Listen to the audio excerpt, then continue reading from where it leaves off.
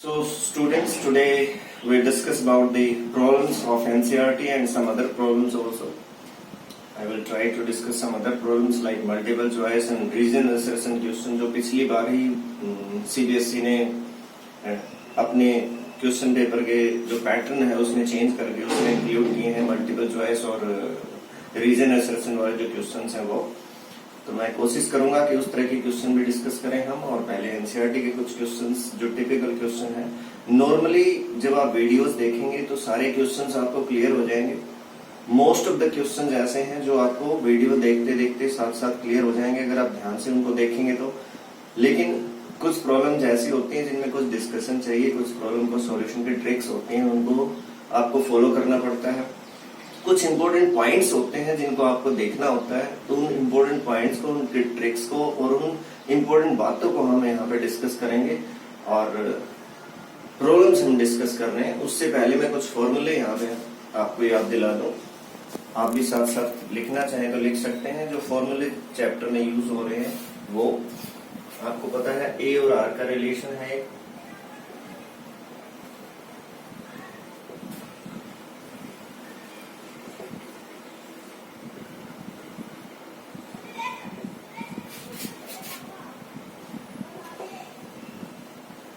ये हमने किया था क्या, edge length r is the radius of the sphere.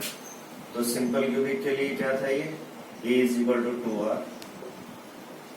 Body centred cubic के लिए क्या था, ये a is equal to 4r by root 3।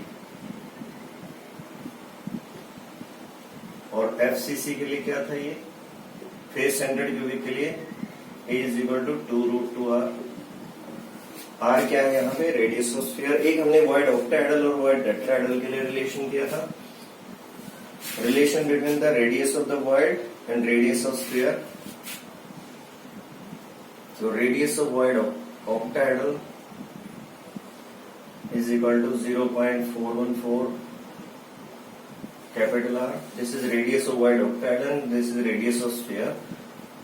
Radius of void tetrahedral 0.225 capital R. Important formula जो इस चैप्टर में यूज हो रहे हैं उसके बारे में हम बात कर रहे हैं। डेंसिटी का इम्पोर्टेंट फॉर्मूला मैंने बताया था कि डेंसिटी का जो न्यूमेरिकल है इसमें मोस्ट इम्पोर्टेंट होता है। Density is equal to Z into M over N A into a cube. और डेंसिटी में दो तीन बातें हैं। डेंसिटी की कैलकुलेशन के न्यूमेरिकल्स भी मैंने आपको कराए हैं दो तीन, तो उसमें आपको क्या आप मिस्टेक्स करते हैं, बच्चे क्या मिस्टेक करते हैं उस पर मैंने एम्फेसाइज किया था, उसको आप जरूर ध्यान रखें। जेड यहाँ पे आपको पता है रैंक नंबर है, number of spheres present per unit cell, M atomic mass है, एन एवोगाड्रोस नंबर है, ए एज लेंथ है। और इसमें 5 to 6 टाइप के न्यूमेरिकल्स इसमें पूछे जाते हैं। ये हमारे पास डेंसिटी हो गई। तो ये मेन फॉर्मूले हैं इसमें जो यूज होते हैं। तो बहुत ही कम फॉर्मूले हैं, कुछ भी नहीं है, ज्यादा नहीं है बिल्कुल भी। तो हम कुछ क्वेश्चंस इसमें डिस्कस कर रहे हैं, कुछ इंपॉर्टेंट बातें भी उसमें निकल के आएंगी। Discussing the problem of NCERT exercise, problem number 1.3। जो पहली दो प्रॉब्लम्स हैं 1.1 और 1.2 बहुत ही सिंपल सी हैं, इजी हैं। जैसे क्वेश्चन नंबर 2 अगर आप बात करें, what makes a glass different from the solid quartz and under what condition could quartz be converted into glass. अगर आपके पास एनसीईआरटी की बुक है तो वहां से आप देख सकते हैं क्वेश्चन को। क्वेश्चन नंबर 1.2 है ये। 1.2 में जो आंसर है, जो इसकी मेन ट्रिक है वो मैं आपको बता देता हूँ। इसने कहा कि ग्लास और क्वार्ट्ज में क्या डिफरेंस है and how you can convert quartz into glass। तो क्वार्ट्ज और ग्लास दोनों ही सिलिका के बने हुए हैं, लेकिन डिफरेंस, बेसिक डिफरेंस ये है कि glass is amorphous and quartz is crystalline. तो एक तरह से अमरफस और क्रिस्टलाइन की कंसेप्ट इसमें आपसे पूछी हुई है, बच्चे से अमरफस और क्रिस्टलाइन की कंसेप्ट पूछी है। तो अगर आपके पास कोई भी क्रिस्टलाइन फॉर्म है उसको अमरफस में कैसे चेंज कर सकते हैं आप। क्रिस्टलाइन को आप मेल्ट करेंगे, क्रिस्टलाइन सॉलिड को मेल्ट करेंगे, मेल्ट करने के बाद तेजी से फास्ट उसको कूल कर देंगे तो crystalline form get converted into amorphous form. तो यही क्वार्ट्ज के साथ होगा। क्वार्ट्ज को हम मेल्ट करेंगे और फास्ट उसको कूल कर देंगे, तो that get converted into glass form. तो ये इसका आंसर हो जाएगा। क्वेश्चन नंबर 1.3 है इसमें। 1.3 वैसे तो बहुत सिंपल सा क्वेश्चन है। Classify each of the following solids in ionic, metallic, molecular, network और अमorphous सॉलिड्स। मतलब डिफरेंट टाइप के एग्जांपल्स दिए हुए हैं, उनको इनमें क्लासिफाई करना है। लेकिन ये प्रॉब्लम देखने में बहुत सिंपल है, बच्चे इसमें कंफ्यूज बहुत होते हैं क्योंकि बच्चों को एग्जांपल्स याद नहीं होते, उनको ये नहीं पता लगता कि कौन सा मॉलिक्यूलर है, कौन सा आयनिक है। तो इसके लिए मेरा एक सजेशन है कि आप डिफरेंट टाइप के मॉलिक्यूलर और आयनिक सॉलिड्स के बारे में थोड़ा एग्जांपल्स के ऊपर थोड़ा एम्फसाइज करें, ध्यान दें, तो आपको पता लगेगा। मैं जैसे करवाता हूँ, P4O10 दिया हुआ है इसमें, P4O10, तो ये फॉस्फोरस पेंटाऑक्साइड होता है, आपको पता है, ये मॉलिक्यूलर सॉलिड होता है, मॉलिक्यूलर सॉलिड है ये। फिर इसने दिया अमोनियम फॉस्फेट, जैसे कि नाम से पता लग रहा है अमोनियम फॉस्फेट, तो अमोनियम फॉस्फेट एक आयनिक सॉलिड होता है, ये मॉलिक्यूलर सॉलिड है। ये कैसा हो गया? मॉलिक्यूलर हो गया। ये कैसा हो गया? आयनिक सॉलिड हो गया, आयनिक है, अमोनियम आयन और फॉस्फेट आयन से बना हुआ है। तो आपको ये ध्यान रखना है। अब किसी भी बच्चे को अगर ये पता होगा कि अमोनियम आयन क्या होता है, फॉस्फेट क्या होता है, तो दोनों के कॉम्बिनेशन से ही बनता है, तो वो कभी भी ऐसी प्रॉब्लम्स में दिक्कत नहीं आ सकती उसको। फिर है सिलिकॉन कार्बाइड है, मैंने थ्योरी डिस्कस करते हुए बताया था, सिलिकॉन कार्बाइड एक कोवलेंट सॉलिड होता है, कोवलेंट या नेटवर्क सॉलिड बोलते हैं जिसको, कोवलेंट है ये नेटवर्क सॉलिड भी बोलते हैं हम। फिर आयोडीन है इसमें, आयोडीन एक मॉलिक्यूलर सॉलिड है, ये भी मॉलिक्यूलर सॉलिड है। फिर है फॉस्फोरस P4 हो या S8 हो, P4S8, ये क्या है? मॉलिक्यूलर सॉलिड है ये भी। फिर है प्लास्टिक, ग्लास, आपको पता है, रबर, ये क्या होते हैं? अमorphous होते हैं। तो प्लास्टिक हो गया, ग्लास हो गया या रबर हो गया, ये कैसे हैं? अमorphous फॉर्म्स है, ये अमorphous है, ये अमorphous सॉलिड है ये। फिर ग्रेफाइट दिया हुआ है, ग्रेफाइट हो गया, डायमंड हो गया। ग्रेफाइट और डायमंड क्या है? ये ग्रेफाइट आपको पता है, डायमंड है, ये कोवलेंट सॉलिड है, कोवलेंट है ये। ब्रास मेटल होता है इसके अंदर, आपको पता है, तो मेटेलिक सॉलिड हो गया, ये मेटेलिक होता है, मेटेलिक सॉलिड।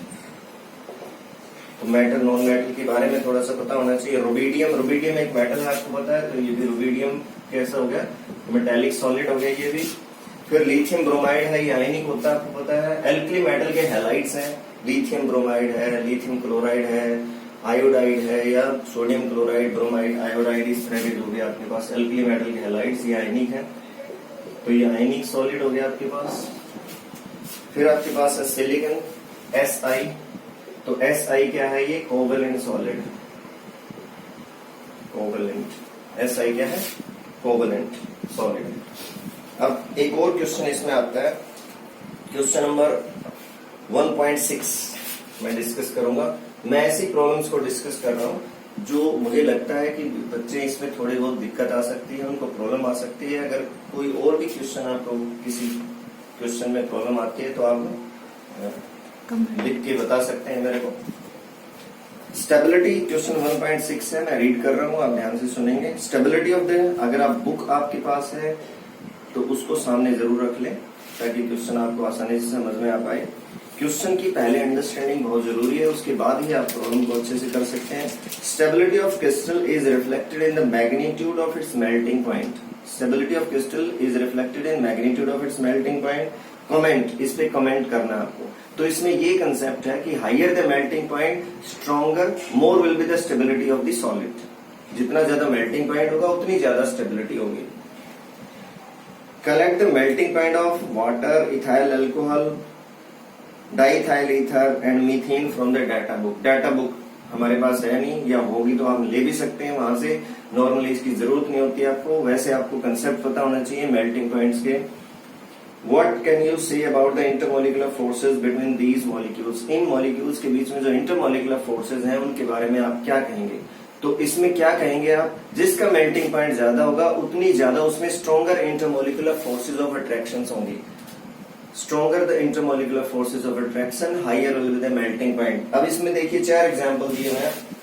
एक तो वाटर दिया हुआ है, सॉलिड वाटर दिया हुआ है इसने। दूसरा क्या दिया हुआ है इसने? इथाइल अल्कोहल दिया हुआ है, इथेनॉल आपको पता होता है, ये है इथाइल अल्कोहल, इथेनॉल। तीसरा इसने दिया हुआ है डाइथाइल ईथर, ये डाइथाइल ईथर है। इथॉक्सी इथेन भी बोलते हैं इसको हम, एंड फोर्थ इज मीथेन। अब इसमें मैं आपको सजेस्ट करूंगा, एक छोटा सा टॉपिक है क्लास 11th में इंटरमोलिकुलर फोर्सेस ऑफ अट्रैक्शन के बारे में, जो चैप्टर नंबर 5 है स्टेट्स ऑफ मैटर, उसका फर्स्ट टॉपिक है। बच्चे नॉर्मली ऐसे छोटे टॉपिक्स को इग्नोर कर देते हैं, लेकिन मेरा सजेशन है कि आप वहां से उस टॉपिक को जरूर डिटेल में पढ़ें, इंटरमोलिकुलर फोर्सेस ऑफ अट्रैक्शन को, क्योंकि जब आप ऑर्गेनिक केमिस्ट्री पढ़ेंगे या इनऑर्गेनिक केमिस्ट्री पढ़ेंगे, डीएनए ब्लॉक, पी ब्लॉक, तो उसमें भी ये टॉपिक काम आता है और यहाँ पे भी काम आ रहा है। और वाटर है, वाटर में आपको पता हाइड्रोजन बॉन्डिंग होती है, अल्कोहल में भी हाइड्रोजन बॉन्डिंग है। इंटरमोलिकुलर फोर्सेस ऑफ अट्रैक्शन की बात हम कर रहे हैं। डाइथाइल ईथर है, इसमें डाइपोलर इंटरेक्शन है, और मीथेन है आपके पास, इसमें सिर्फ डिस्पर्सन फोर्स है, van der Waals force, dispersion force, London force है। सबसे वीक इंटरमोलिकुलर फोर्सेस इसमें मीथेन में है, जिसमें डिस्पर्सन फोर्सेस है। सबसे स्ट्रॉन्ग इसमें जो हाइड्रोजन बॉन्डिंग इसमें भी है, लेकिन वाटर में स्ट्रॉन्ग होती है कंपेयर्ड विद दिस। इसमें डाइपोलर इंटरेक्शन है, मोलर मास भी इसका ज्यादा है इथाइल अल्कोहल से। वैसे intermolecular forces of attraction ethyl alcohol के स्ट्रॉन्गर है इससे, लेकिन फिर भी मेल्टिंग पॉइंट इसका थोड़ा सा ज्यादा है डाइथाइल ईथर का इथेनॉल से, और उसका रीजन है क्योंकि इसमें डाइपोलर इंटरेक्शन स्ट्रॉन्ग हो गई है। दूसरा, इसमें जो डिस्पर्सन फोर्सेज है, जो साइज की वजह से, इसके मोलिकुलर मास की वजह से वो भी बढ़ गए हैं, तो मेल्टिंग पॉइंट थोड़ा सा ज्यादा होगा डाइथाइल ईथर का, स्लाइटली मोर इथाइल अल्कोहल से। तो सबसे ज्यादा हो गया इसका, फिर इसका, फिर इसका, और सबसे कम हो गया इसका। मींस अगर इसको हम फर्स्ट पोजीशन पे रखें तो ये सेकंड पोजीशन पे, ये थर्ड और ये फोर्थ। तो सबसे ज्यादा मेल्टिंग पॉइंट फर्स्ट का, फिर सेकंड का, फिर थर्ड का, और फिर फोर्थ का, ये इस तरह से। और इंटरमोलिकुलर फोर्सेस ऑफ अट्रैक्शन भी सबसे स्ट्रॉन्ग वाटर में, फिर डाइथाइल ईथर में, फिर अल्कोहल में, और फिर आपके पास किसमें, मीथेन में। इन केसेस में अगर मोलिकुलर मास इन दोनों का सिमिलर होता तो फिर अल्कोहल में होता stronger intermolecular force of attraction, क्योंकि अल्कोहल में हाइड्रोजन बॉन्डिंग होती है। नेक्स्ट क्वेश्चन हम कर रहे हैं, इसमें देखिए एक छोटा सा क्वेश्चन इसमें दिया हुआ है। देखिए क्वेश्चन नंबर 1.10, 10th क्वेश्चन है। क्वेश्चन नंबर 7, 8 और 9 बहुत सिंपल से हैं, अगर आप वीडियोस देखेंगे तो उनसे ऑटोमेटिकली क्लियर हो जाएंगे क्वेश्चंस आपके, ये बोले उनके अंदर, ये वीडियोस के अंदर आंसर है जो पहले वीडियोस हमने डाले हुए हैं थ्योरी के सारे। Calculate the efficiency of packing in case of metal crystals. अब पैकिंग एफिशिएंसी के लिए मैंने पूरी डेरिवेशन कराई थी, simple cubic, body centred cubic और फेस सेंटर्ड, तो वहां से वो डेरिवेशंस आप अंडरस्टैंड कर सकते हैं और फिर ड्राइव करके देखें अपने आप, तो ऑटोमेटिकली ये क्वेश्चन आपका क्लियर हो जाएगा। एक क्वेश्चन नंबर 1.8 मैं छोटा सा डिस्कस करना चाहूंगा। क्वेश्चन नंबर 1.8 देखिए, how many lattice points are there in one unit cell of each of the following lattice. How many lattice points are there in one unit cell of each of the following lattice. तो lattice points मैंने बताया, जैसे lattice point क्या होता है मैंने पहले भी क्लियर किया था, द पोजीशन और the location where the atoms और spheres are present. The position or the location where atoms or spheres are present is called lattice point, lattice site बोलते हैं उसको हम। तो पहले पूछा हुआ इसने फेस सेंटर्ड क्यूबिक में, तो फेस सेंटर्ड क्यूबिक में आपको ध्यान हो, अगर क्यूब आपके पास है तो 8 कॉर्नर्स हो गए, 6 फेसेस हो गए, तो 8 कॉर्नर्स पे और 6 फेसेस पे, तो टोटल मिला के आपके पास 8 + 6 हो जाता है 14 इसमें। तो 14 इसमें लैटिस पॉइंट्स हो गए, लैटिस पॉइंट्स 14 है, Z की वैल्यू 4 होती है। फिर है face centre tetragonal, face centre tetragonal में भी यही होता है, 8 + 6 = 14। इसमें भी 8 कॉर्नर 6 फेसेस, तो आपके पास 14 हो गया इसमें भी। और बीसीसी में आपको पता है बॉडी सेंटर्ड क्यूबिक, एक बॉडी का सेंटर और 8 कॉर्नर्स, तो कितने हो गए आपके पास बॉडी सेंटर्ड क्यूबिक में 1 + 8 = 9, तो 14, 14 एंड 9 ये आंसर हो जाएगा। 3 पार्ट इसके दिए हैं। ये है लैटिस पॉइंट्स की कैलकुलेशन। अगर आपसे Z की कैलकुलेशन पूछे, number of spheres present per unit cell, तो वो अलग आती है, उसकी कैलकुलेशन मैंने अलग से बताई हुई है आपको। फिर आपके पास ये जो डेंसिटी के न्यूमेरिकल्स हैं वो मैंने पहले डिस्कस किए थे, आई होप कि आपने देख लिए होंगे, अंडरस्टैंड कर लिए होंगे, उनको सोल्व जरूर कर लेना। एक क्वेश्चन नंबर 16 हम डिस्कस कर रहे हैं, देखिए 1.16 हम डिस्कस कर रहे हैं। देखिए मैंने क्वेश्चन नंबर 1.16 लिख भी दिया है, आप अपने बुक में भी देख सकते हैं। एनालिसिस शोज दैट निकल ऑक्साइड हैज फॉर्मूला दिस। वैसे नॉर्मली निकल ऑक्साइड का ये फॉर्मूला होता है NiO, लेकिन यहाँ पे क्या दिया हुआ देखिए आप ध्यान से 0.98 और ये 1। अगर आप फॉर्मूले से देखते हैं तो निकल और ऑक्सीजन की रेशियो क्या है, स्टोइचियोमेट्री क्या है, 1:1। 1 निकल तो 1 ऑक्सीजन की रेशियो है उसमें, 1:1 की रेशियो में। लेकिन एक्चुअल फॉर्मूले से क्या है 0.98:1 मींस अगर एक ऑक्सीजन है तो 0.98 निकल है। तो ये हमने किया था, अगर आपको ध्यान हो, नॉन स्टोइचियोमेट्रिक जो डिफेक्ट्स थे, नॉन स्टोइचियोमेट्रिक जो सॉलिड्स होते हैं उनके अंदर जिसमें स्टोइचियोमेट्री चेंज हो जाती है। व्हाट फ्रैक्शन, अब क्वेश्चन क्या है, what fraction of nickel exist as nickel +2 and निकल +3 आयन मींस इसमें कितना फ्रैक्शन निकल +2 का और +3 होगा। इसमें कंसेप्ट मैं आपको बता देता हूँ। इसमें क्वेश्चन ये भी हो सकता है स्टेटमेंट चेंज करके, कोई दूसरा क्वेश्चन भी हो सकता है, कोई थर्ड क्वेश्चन भी हो सकता है, लेकिन जो कंसेप्ट इसके अंदर है वो ये है कि अगर आप निकल ऑक्साइड का फॉर्मूला देखते हैं तो उसमें सिर्फ इस फॉर्मूले से अगर आप निकल का ऑक्सीडेशन स्टेट निकालें तो +2 आता है। मींस इस फॉर्मूले से अगर आप निकल का ऑक्सीडेशन स्टेट निकालें, जैसे आपके पास निकल ऑक्साइड है, अगर यहां से सिर्फ फॉर्मूले से आप ऑक्सीडेशन स्टेट निकालें तो इसका क्या आता है +2 आता है। ऑक्सीजन का -2 है, इसका +2। लेकिन अब इसमें क्या है, ऑक्सीजन का -2, निकल का +2। अब इसमें क्या है, अब सिर्फ +2 अगर ये होता तो रेशियो 1:1 होती। तो ऐसे किसी भी क्वेश्चन में होता क्या है, पर्टिकुलरली ट्रांजिशन मेटल्स की केस में ऐसा मिलता है, ट्रांजिशन मेटल के कंपाउंड्स में ऐसा मिलता है, which can change their oxidation state. अगर कुछ हायर ऑक्सीडेशन स्टेट के, उसी एलिमेंट के हायर ऑक्सीडेशन स्टेट के आयंस लोअर ऑक्सीडेशन स्टेट के आयंस को डिस्प्लेस कर दें, रिप्लेस कर दें, तो स्टोइचियोमेट्री गेट चेंज्ड। एक छोटा सा मैं इसमें हिंट देता हूं, जैसे इसने कहा कि निकल +2 और +3 है इसमें। अब आप सोच के देखिए, अगर हमने 3 निकल +2 आयंस को निकाल दिया और 2 निकल +3 आयंस इसमें इंट्रोड्यूस कर दिए, कितने निकल +3 आयंस निकाले हमने, +2 आयंस कितने रिमूव किए हैं, रिमूव्ड 3 निकल +2 आयंस, और ऐड कितने किए हमने, एडिट 2 निकल +3 आयंस। रीजन क्या रीजन हुआ इसका, देखिए 3 +2 आयंस में कितना टोटल चार्ज है 6, और 2 +3 आयंस में भी टोटल कितना चार्ज है 6। और हमने एक पॉइंट किया था कि solid always try to maintain its electrical neutrality, neutral रहना चाहता है ये। तो अगर डिफेक्ट आ गया तो उसके बाद भी अपने आप को न्यूट्रल रखना चाहेगा। तो डिफेक्ट्स में हमने ये पूरी बात की थी। तो एक्चुअल में क्वेश्चन डिफेक्ट्स के ऊपर बेस्ड है, डिफेक्ट वाले कंसेप्ट के ऊपर बेस्ड है। तो अगर आपने क्रिस्टल लैटिस के अंदर, सॉलिड के अंदर जो निकल ऑक्साइड है उसके अंदर अगर आपने +3 आयंस को इंट्रोड्यूस कर दिया, किसी वजह से +2 +3 में चेंज हो गए, तो अगर 2 +3 आयंस बने हैं वहां पे या इंट्रोड्यूस किया आपने, तो 3 जो +2 आयंस हैं वो बाहर निकल जाएंगे to maintain the electrical neutrality. और एक जगह पे क्या क्रिएट हो जाएगा, होल क्रिएट हो जाएगा, वैकेंसी क्रिएट हो जाएगी, एक जगह पे होल और वैकेंसी क्रिएट हो जाएगी, क्योंकि निकल +3 आयंस 2 है और ये 3 है। तो निकल +3 आयंस कितनी जगह पे जाके रुकेंगे, 2 पे। मैं डायग्राम से बताने की कोशिश करता हूं इसी बात को। देखिए आप मान लीजिए निकल +2 आयन है, इसमें निकल +2 आयन, मैं सीधा +2 लिख देता हूं, इसको लिखने में थोड़ी दिक्कत हो रही है। ये +2 ठीक है, 3 +2 आयन। अब हमने इंट्रोड्यूस किया कौन से आयंस को, +3 आयन। ये +3 आयन हमने इंट्रोड्यूस कर दिया इसके अंदर, 2 +3 आयंस इंट्रोड्यूस किए, 2 नंबर्स। तो होगा क्या, देखिए नेक्स्ट पोजीशन क्या आएगी इसकी। अब ये हमारे पास +3 आयंस कितनी लोकेशंस पे जाके रुकेंगे, 2 पे ही तो आएंगे। ऐसा तो है नहीं कि वो 3 जगह चले जाएंगे।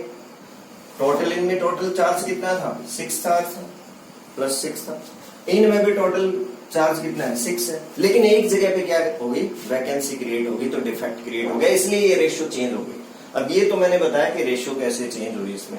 तो हर एक इस तरह के क्वेश्चन में कैसे रेशियो चेंज होती है वो आपको पता होना चाहिए। आपसे पूछ भी सकते हैं कि कैसे ये नॉन स्टोइचियोमेट्रिक हो गया, किस तरह से हो गया। तो अभी इस तरह के क्वेश्चन को सोल्व कैसे करते हैं वो मैं आपको बता रहा हूं।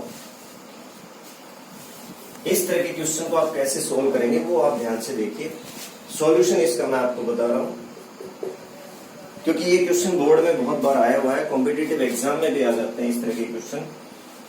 ऐसे किसी क्वेश्चन में भी आप मानेंगे, आपको पता है ये हमने समझ लिया कि सॉलिड हमेशा इलेक्ट्रिकली न्यूट्रल रहेगा। हम मान लेते हैं इसमें लेट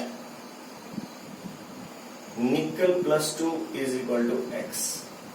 आप निकल +3 को मान लीजिए या +2 को x मान लीजिए, एक को x मान लीजिए कि जो टोटल फ्रैक्शन है उसमें से x फ्रैक्शन किसका है, निकल +2 का है। तो निकल +3 का कितना आएगा बच्चों, 0.98 माइनस एक्स। एग्री और नोट। अगर आप इसको x मानते तो ये 0.98 माइनस एक्स हो जाता। क्यों?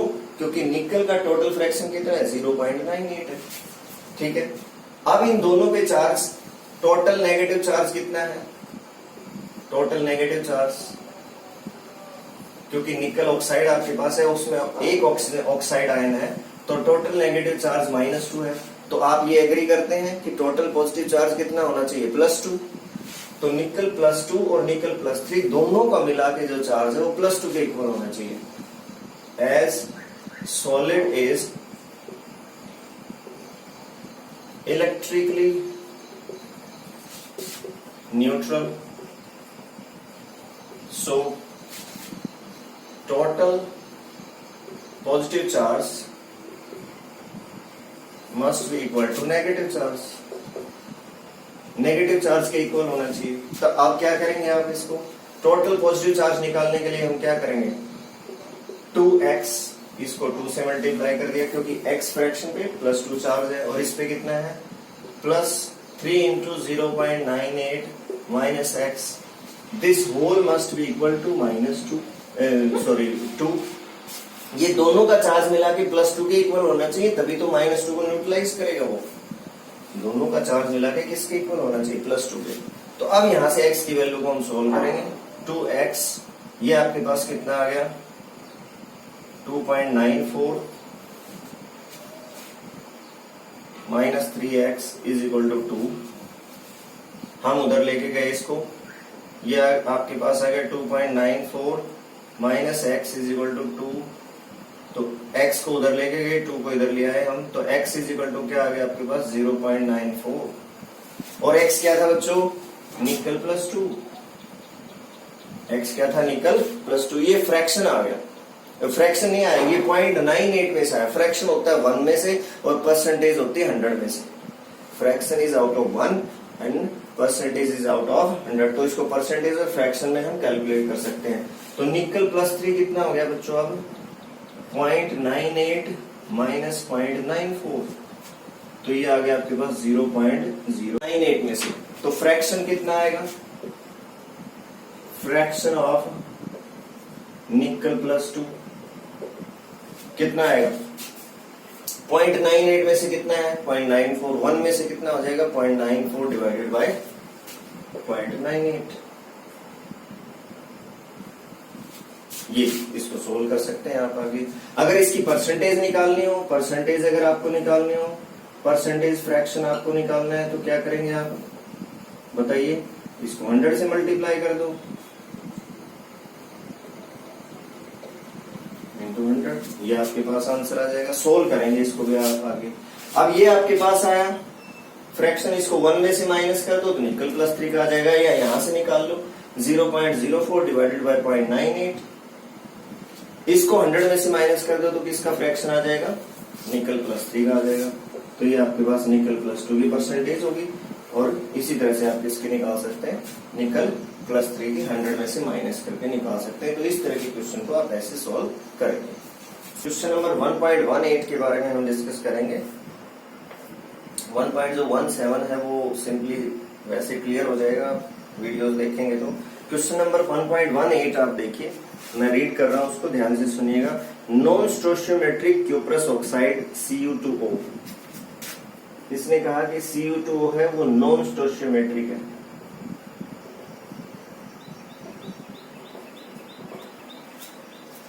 Can be prepared in the laboratory. In this oxide, copper to oxygen ratio is slightly less than 2:1. जो कॉपर ऑक्सीजन की रेशियो, अगर आप फॉर्मूले से देखें तो 2 कॉपर है 1 ऑक्सीजन है, तो रेशियो क्या है 2:1। इसने कहा है क्या कि this ratio is slightly less than 2:1। It means 2:1 नहीं है, उससे कम है। मान लीजिए कुछ भी है 1.98:1 या 1.94:1, कुछ भी रेशियो मान लीजिए, कुछ भी मान सकते हैं आप। Can you account for the fact that this substance is a P type of semiconductor? क्या आप किस तरह से इस बात को एक्सप्लेन कर सकते हो कि ये एक पी टाइप ऑफ सेमीकंडक्टर हो? तो ये अंडरस्टैंडिंग होना जरूरी है। इसमें अंडरस्टैंडिंग के लिए मैंने कंसेप्ट आपको पहले भी बताई है, एक बार फिर से इस कंसेप्ट को मैं एक्सप्लेन कर देता हूं। इस क्वेश्चन में आप देखिए, इसने कहा कि नॉन स्टोइचियोमेट्रिक है, जो फॉर्मूले से रेशियो उससे अलग है। अब कॉपर एक ट्रांजिशन एलिमेंट है, आपको पता है कॉपर +1 ऑक्सीडेशन स्टेट भी होती है और +2 ऑक्सीडेशन स्टेट भी होती है कॉपर की। अब यहाँ पे ऑक्सीडेशन स्टेट कॉपर की क्या है +1, क्यूप्रस है, ये क्यूप्रस ऑक्साइड है, तो +1 है कॉपर के ऑक्सीडेशन स्टेट यहाँ पे। अगर ये नॉन स्टोइचियोमेट्रिक है, it means some of the copper 2 positive ion displaces the copper +1 ion. अब कुछ कॉपर +2 आयंस ने किसको डिस्प्लेस कर दिया है, कॉपर +1 आयन को। अब आप सोच के देखिए एक बार फिर से, जो पिछले क्वेश्चन में मैंने आपको बताया कि इफ, इसका सॉल्यूशन क्या होगा, इफ 1, कंसेप्ट बता रहा हूं मैं, सॉल्यूशन एज इट इज आप लिख भी सकते हैं बाद में। If 1 copper +2 ion is introduced in lattice, अगर आप इसके अंदर सिर्फ एक कॉपर +2 आयन डालें, ज्यादा भी डाल सकते हैं, एक कॉपर +2 आयन आपने इंट्रोड्यूस किया, तो कितने कॉपर +1 को रिप्लेस करेगा ये? सॉलिड की इलेक्ट्रिकल न्यूट्रलिटी को मेंटेन रखने के लिए 2 +1 आयन को रिप्लेस करेगा। Let if 1 copper +2 ion is introduced in lattice, then it will displace or replace 2 copper +1 ion. अब आप सोच के देखिए, 2 कॉपर +1 आयन को डिस्प्लेस कर दिया इसने, तो क्या होगा? ये कॉपर +1 आयन थे, आपने एक कॉपर +2 आयन इंट्रोड्यूस कर दिया, +2 आयन डालो, तो हुआ क्या? नेक्स्ट सिचुएशन क्या राइज हुई? 2 में से एक जगह खाली हो गई और एक जगह पे क्या आ गया, +2 आयन आ गया, तो एक जगह होल क्रिएट हो गया, ये होल क्रिएट हो गया, hole created, hole is created. अगर होल क्रिएट हो गया तो उस होल की वजह से कंडक्टिविटी होगी, और होल्स की वजह से जब कंडक्टिविटी होती है तो कौन सा टाइप ऑफ सेमीकंडक्टर होता है? P type of semiconductor.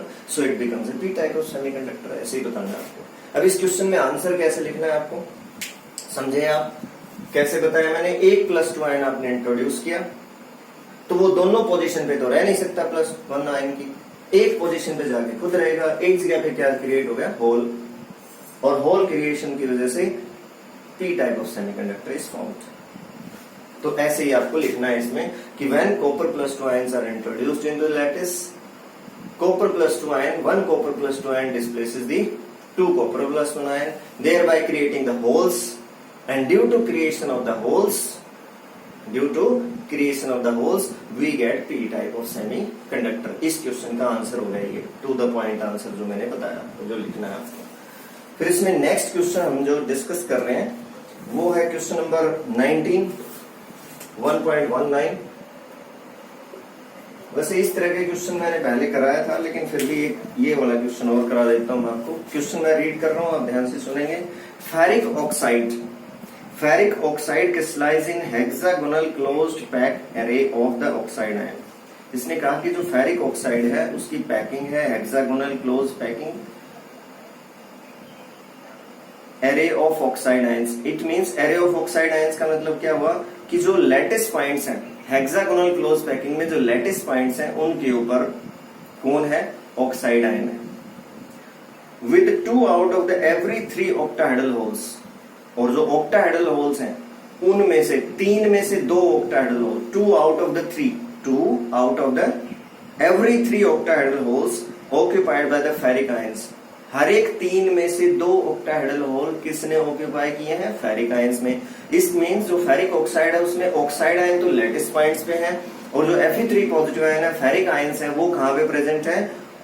Octahedral holes में है, और 3 में से 2, तो 3 अगर ऑक्टाहेड्रल होल्स हैं तो उसमें से 2 पे ही प्रेजेंट है वो। Derive the formula of the oxide ion, इस ऑक्साइड फेरिक ऑक्साइड का आपने फॉर्मूला बताना है। वैसे फेरिक ऑक्साइड का फॉर्मूला हम सबको पता है, Fe2O3 होता है, लेकिन ये डिराइव करके दिखाना है आपको, प्रूव करके दिखाना है। तो ऐसे किसी क्वेश्चन में, वैसे इस तरह के क्वेश्चन को सोल्व करने के कई तरीके होते हैं, कई मेथड होते हैं, लेकिन बहुत सिंपल सा मेथड मैं आपको बताऊंगा जिसमें इस तरह के हर एक क्वेश्चन को आप सोल्व कर पाएंगे, आसानी से सोल्व कर पाएंगे। और ऐसे क्वेश्चन भी नॉर्मली आते हैं बोर्ड में भी और कॉम्पिटिटिव एग्जाम में भी। तो इस तरह के क्वेश्चन में आप कैसे सोल्व करेंगे? आप ऐसे मान लेंगे इसको, आपको एक तो तरीका होता है, इसमें आप HCP में Z की वैल्यू रखें, उस Z की वैल्यू के हिसाब से इसको सोल्व करें आप। दूसरा सिंपल तरीका, आपको Z की वैल्यू भी याद नहीं है मान लीजिए, तो आप क्या करेंगे? Let number of sphere is equal to 1 मान लेंगे आप किसी भी केस में, HCP हो, CCP हो और कुछ हो। Let the number of sphere is equal to 1। अगर स्फीयर 1 है, और स्फीयर कहाँ पे? लैटिस पॉइंट्स पे होते हैं, आपको पता है।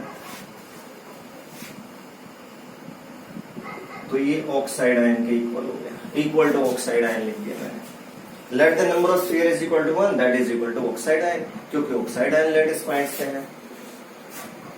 Number of void octahedral. अब आपको कंसेप्ट याद होनी चाहिए थ्योरी में से, वीडियो देख के आपको पता होना चाहिए कि जितने स्फीयर्स होते हैं उतने वाइड ऑक्टाहेड्रल होते हैं, उससे डबल वाइड टेट्राहेड्रल होते हैं। तो नंबर ऑफ स्फीयर 1 माना है, तो void octahedral is equal to 1, ठीक है। और 3 में से 2 वाइड ऑक्टाहेड्रल किसने ऑक्यूपाई किए हैं? फेरिक आयंस ने। लेकिन 3 नहीं है हमारे पास सिर्फ 1 है, तो 1 में से कितना ऑक्यूपाई होगा? S 2 out of the 3 void octahedral are occupied by, किसने ऑक्यूपाई किए? By ferric ions.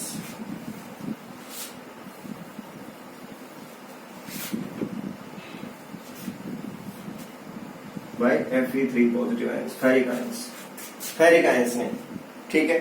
तो 3 में से कितने ऑक्यूपाई किए? 3 में से ऑक्यूपाई किए 2, तो 1 में से कितना ऑक्यूपाई करेगा? 2/3, तो 1 हमारे पास है। So this will be the ratio of the Fe3 positive ion. तो Fe3 पॉजिटिव आयन और ऑक्साइड आयन दोनों के रेशियो निकाल लो।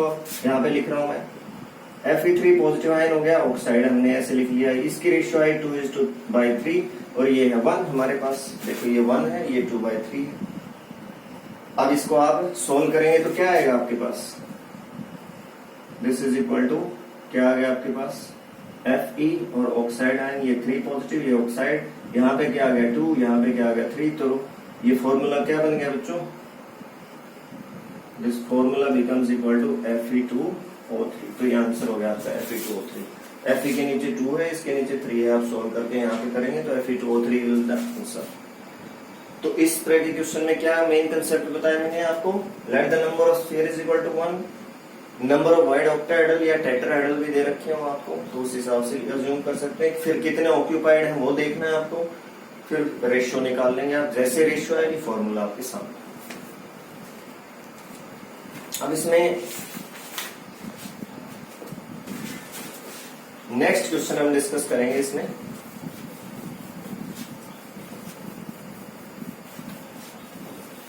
हमारे पास है 1.25। मैं नॉर्मली ऐसी क्वेश्चन डिस्कस कर रहा हूं जिनमें बच्चों को नॉर्मली प्रॉब्लम आती है, थोड़े डिफरेंट टाइप के हैं, इंपॉर्टेंट क्वेश्चन भी है।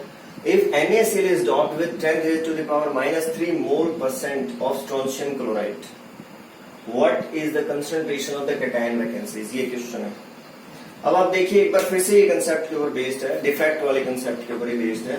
NaCl is doped with 10⁻³ mole%। It means अगर आपके पास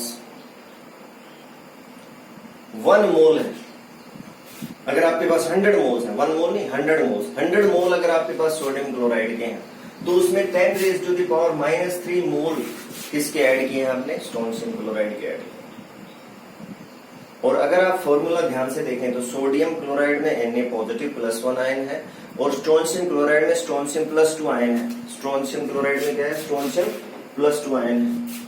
अब सोडियम क्लोराइड में +1 है, इसमें +2 है। और मैंने अभी ऊपर का एग्जाम्पल करके बताया आपको थोड़ी देर पहले कि सोडियम में +1 है, स्ट्रोंशियम में +2। अगर आप एक स्ट्रोंशियम क्लोराइड को इंट्रोड्यूस करोगे तो वो 2 सोडियम को रिमूव करेगा, एक पोजीशन पे खुद जाके रहेगा और एक जगह पे क्या क्रिएट हो जाएगी, कैटायन वैकेंसी।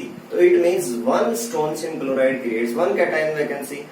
तो जितने भी स्ट्रोंशियम क्लोराइड आपने डाले उतनी कैटायन वैकेंसीज हो जाएंगी। तो इस तरह के क्वेश्चन में हमेशा यही होता है। मान लीजिए इसमें स्ट्रोंशियम क्लोराइड की जगह एल्युमिनियम क्लोराइड होता तो एल्युमिनियम क्लोराइड में आपको पता होना चाहिए एल्युमिनियम पे +3 आयन है। तो अगर आप एक एल्युमिनियम क्लोराइड को इंट्रोड्यूस करेंगे तो वो 3 सोडियम +1 आयंस को रिप्लेस करेगा। तो 1 aluminium 3 positive creates 2 cation vacancies. यहाँ पे 1 strontium 2 positive creates 1 cation vacancy. तो इसमें आपको क्रैम नहीं करना है, आपको अंडरस्टैंड करना है कंसेप्ट को। तो इस तरह से आप इसको सोल्व कर सकते हैं। 100 moles of sodium chloride has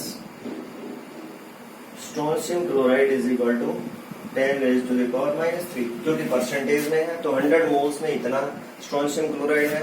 तो 1 मोल में कितना हो जाएगा, 1 mole of NaCl has strontium chloride is equal to divided by 100, that is equal to 10 की पावर -3 मोल्स। इतने मोल, ये भी मोल में है, ये भी मोल में। तो 1 मोल अगर आपके पास सोडियम क्लोराइड है तो 10 raise to the power -5 moles हो गए स्ट्रोंशियम क्लोराइड के। और यहां पे आप कंसेप्ट लिखेंगे as 1 strontium 2 positive ion replace 2 sodium +1 ions, thereby creating 1 cation vacancy। आप समझ गए ये बात। एक स्ट्रोंशियम +1 आयन +2 आयन ने 2 सोडियम पॉजिटिव आयन को रिप्लेस कर दिया और एक कैटायन वैकेंसी क्रिएट होगी। तो जितने नंबर ऑफ कैटायन वैकेंसी किसके इक्वल होगी, equal to number of strontium 2 positive ions इसके केस में। और वो हमारे पास है 10 raise to the power -5 moles. ये वैल्यू उसको आप एवोगैड्रो नंबर से मल्टीप्लाई करके नंबर में चेंज कर सकते हैं। So hence number of cation vacancies कितने होगी बच्चों, 10 की power -5 mole, that is equal to 10 raise to the power -5 into Avogadro's number. इसको सोल्व कर लीजिए आप। ये आपके पास आंसर आ गया कैटायन वैकेंसीज का। क्वेश्चन को हमेशा आंसर तक आप लेके जाएं, आखिर तक सोल्व करें, यूनिट जरूर लिखें। ये नंबर है हमारे पास, this is the number of the cation vacancies. तो आप ऐसे सोल्व कर सकते हैं इस तरह के क्वेश्चन को। क्वेश्चन ये आ सकता है, स्टेटमेंट चेंज करके कोई दूसरी टाइप का क्वेश्चन भी आ सकता है। अब इसमें जो लास्ट क्वेश्चन है इसमें एक्सरसाइज का, एनसीईआरटी का एक्सरसाइज है 1.26, उसको थोड़ा मैं बता देता हूँ, रीड कर देता हूँ। वैसे सारी कंसेप्ट इसकी हमने कर रखी है। Explain the following with example. Following terms को हमने एग्जाम्पल से एक्सप्लेन करना है। Ferromagnetism, paramagnetism, ferrimagnetism, anti ferromagnetism. आपको पता है पिछले वीडियो में ही मैंने आपको ये सारी कंसेप्ट, सारी टर्म्स बताई हैं पार्ट नंबर 7 में, वहां से आप इनको देख के अंडरस्टैंड कर सकते हैं। और एक लास्ट पार्ट है इसमें 12, 16, 13, 15 ग्रुप कंपाउंड्स, उसमें एम्फसाइज करके मैंने इस क्वेश्चन के बारे में भी बताया था कि 12, 16, 13, 15 ग्रुप कंपाउंड्स क्या होते हैं। जब एलिमेंट्स 12 ग्रुप 12 और ग्रुप 16 के एलिमेंट्स को मिक्स करके आप कोई कंपाउंड बनाते हैं तो वो 12, 16 हो जाएगा, इसी तरह से 13, 15 हो जाएगा। तो ये आपके पास क्वेश्चन एनसीईआरटी के मोस्टली मेरे हिसाब से आपके हो जाने चाहिए, कोई प्रॉब्लम इसमें नहीं आनी चाहिए। एग्जाम्पलर जो एनसीईआरटी की एक एग्जाम्पलर बुक है वो क्वेश्चंस भी आप जरूर करें। उसमें मल्टीपल चॉइस, रीजन असर्शन के क्वेश्चन है, क्योंकि रीजन असर्शन, मल्टीपल चॉइस के क्वेश्चन भी बोर्ड में डाले हुए हैं, बोर्ड में नया जो मेथड है उससे आए हुए हैं। उन क्वेश्चंस को भी हम डिस्कस करेंगे और कुछ क्वेश्चंस को भी डिस्कस करेंगे। तो I am discussing few questions, multiple choice and reason assertion question, जो नए पैटर्न के हिसाब से इंट्रोड्यूस किए हुए हैं, उनको हम डिस्कस कर लेते हैं ताकि उनके बारे में भी आप फेमिलियर हो जाएं और क्वेश्चंस भी इस तरह के कर पाएं। तो रीजन असर्शन के क्वेश्चन क्या होते हैं? रीजन और असर्शन दो चीजें होती हैं इसके अंदर, उसके बारे में थोड़ा सा बता देता हूँ, क्योंकि बच्चों को इस रीजन असर्शन का जो क्वेश्चन होता है उसमें ज्यादा कंफ्यूजन होती है। तो इसके लिए सबसे पहली और इम्पोर्टेंट बात तो ये है कि आपको थ्योरी को ढंग से पढ़ना चाहिए। कोई भी चैप्टर आपके पास है उसकी थ्योरी को ढंग से पढ़िए, उसके फॉर्मूले, कंसेप्ट वगैरह अच्छे से सीखिए, क्योंकि नॉर्मली जो रीजन और असर्शन का क्वेश्चन है वो बच्चे तभी कर पाते हैं जब कंसेप्ट आपके अच्छे से क्लियर हो। तो जो वीडियोस पहले 7 पार्ट्स में डाले हुए हैं, 1 2 3 4 करके 7 तक डाले हुए हैं, वो आप ध्यान से देखें तो रीजन असर्शन के क्वेश्चन आपके हो जाएंगे 95% से ज्यादा अपने आप। इसमें दो चीजें हैं, एक असर्शन है, दूसरा रीजन है। असर्शन का मीनिंग होता है एक स्टेटमेंट, कि एक स्टेटमेंट दी हुई है कंसेप्ट के बारे में, किसी क्वेश्चन के बारे में, किसी प्रॉब्लम के बारे में, जो चैप्टर से रिलेटेड कोई कंसेप्ट है उसके बारे में कोई स्टेटमेंट दी हुई। फिर उसके बाद उसके नीचे दिया हुआ रीजन, कि वो स्टेटमेंट जो है वो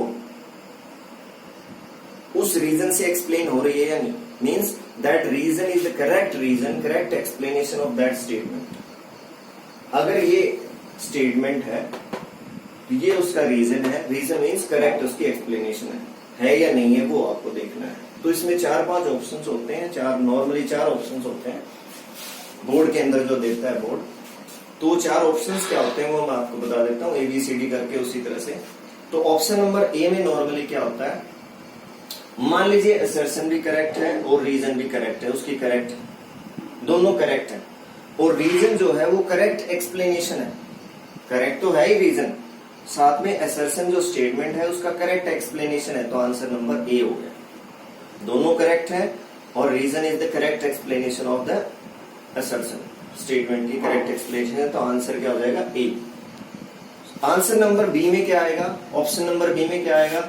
both statements are correct but reason is not correct explanation of the assertion. जो स्टेटमेंट है उसका करेक्ट एक्सप्लेनेशन नहीं है। इंडिपेंडेंटली दोनों स्टेटमेंट ठीक है, दोनों में कोई प्रॉब्लम नहीं है, लेकिन ये इसकी एक्सप्लेनेशन नहीं है। Reason is not correct explanation of assertion, statement की एक्सप्लेनेशन नहीं है, तो आंसर नंबर बी।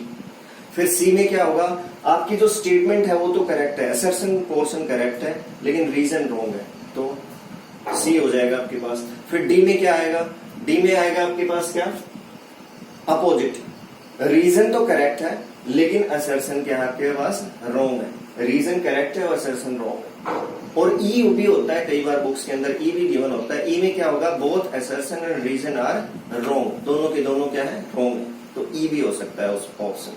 तो जैसे ये क्वेश्चन है इसके बारे में हम बात कर रहे हैं, तो एक स्टेटमेंट दी हुई है, packing efficiency is maximum for FCC. आपको पता है एफसीसी में और सीसीपी में पैकिंग एफिशिएंसी क्या होती है? मैक्सिमम होती है, 74% होती है। आपको पता है, कंसेप्ट है आपके पास। तो ये स्टेटमेंट हमारी करेक्ट होगी। अब इसमें क्या दिया हुआ है? दूसरा रीजन दिया हुआ है इसका स्टेटमेंट का, coordination number of FCC is 12। अब कोऑर्डिनेशन नंबर एफसीसी का 12 होता है, हमें पता है, लेकिन क्या ये जो रीजन दिया हुआ है वो इस स्टेटमेंट को एक्सप्लेन कर रहा है? बिल्कुल नहीं कर रहा है। तो इंडिपेंडेंटली दोनों करेक्ट है, but reason is not correct explanation of this statement.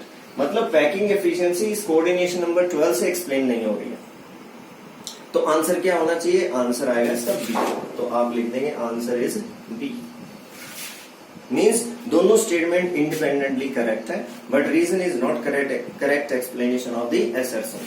अब देखो नेक्स्ट क्वेश्चन आपके पास, असर्शन इसकी स्टेटमेंट क्या है? Total number of atoms present in BCC unit cell are 2। और हम सब जानते हैं बीसीसी में 2 एटम्स होते हैं, स्फीयर्स होते हैं, एफसीसी में 4 होते हैं, सिंपल क्यूबिक में 1 होता है, जेड की वैल्यू। तो ये स्टेटमेंट करेक्ट होगी। अब इसमें हम रीजन देखते हैं इसका स्टेटमेंट का।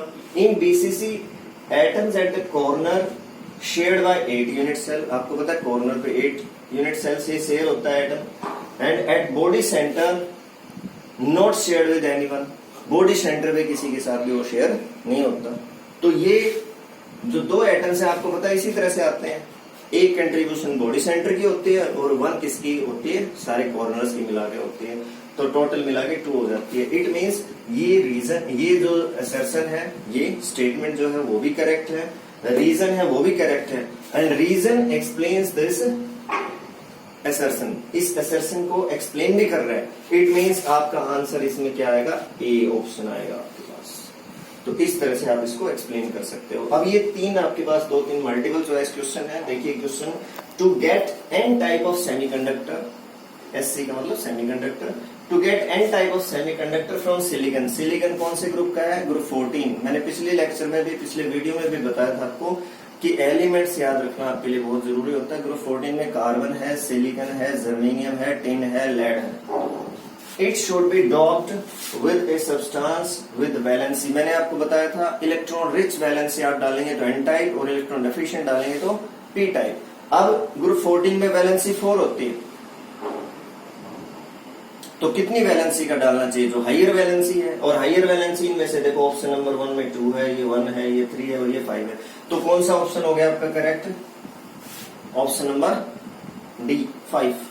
तो 5 वैलेंसी ग्रुप 15 वाला आप डाल देंगे तो इसमें ग्रुप 15 या 16 वाला भी डाल सकते हैं। 15 के एलिमेंट को इसमें आप इंट्रोड्यूस कर देंगे तो you get N type of semiconductor. अगर आपने इसमें ग्रुप 13 वाला ऐड किया होता तो we get P type of semiconductor, 13 या 12 वाला। फिर नेक्स्ट क्वेश्चन इसमें क्या है, total number of void tetrahedral in FCC. मैंने आपको बताया था कि number of sphere is equal to होता है नंबर ऑफ वॉइड ऑक्टाहेड्रल्स, या void octahedral is equal to number of spheres, and void tetrahedral is equal to twice of the number of spheres या twice of the number of void octahedral. अब इसमें देखिए आप, void tetrahedral in FCC, FCC में Z की value 4, number of sphere is equal to 4। अगर आपको याद हो एफसीसी में जेड की वैल्यू क्या होती है 4। अब एफसीसी में जेड की वैल्यू तो 4 है, तो नंबर ऑफ वॉइड टेट्राहेड्रल कितनी होनी चाहिए, 8। तो answer is B, this 8।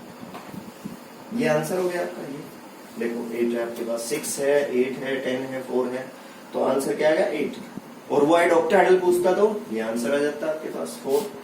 Next question क्या है, percentage of the empty space in BCC. अब बीसीसी सिंपल क्यूबिक और एफसीसी में मैंने परसेंटेज भी बताई थी एम्प्टी स्पेस की। Packing fraction, packing percentage calculate करते हुए पैकिंग परसेंटेज बीसीसी में कितनी होती है, 68%। तो फ्री स्पेस कितना हो गया, 32%। फ्री स्पेस कितना हो गया, 32%। तो आई होप कि ये आपको क्वेश्चंस और इस तरह के क्वेश्चंस आपके क्लियर हो गए होंगे। आप और ज्यादा इसमें प्रैक्टिस कर सकते हैं। एटलीस्ट मैं सजेस्ट करूंगा कि आप एनसीईआरटी की जो एग्जाम्पलर बुक है उसमें से जरूर करें क्वेश्चंस, ताकि एनसीईआरटी की जो मेन बुक है वो और जो आपकी एग्जाम्पलर बुक है वो आपकी क्लियर हो जाए। उसके बाद आप किसी तीसरी बुक के बारे में सोचें, उसके बारे में करें। Thank you.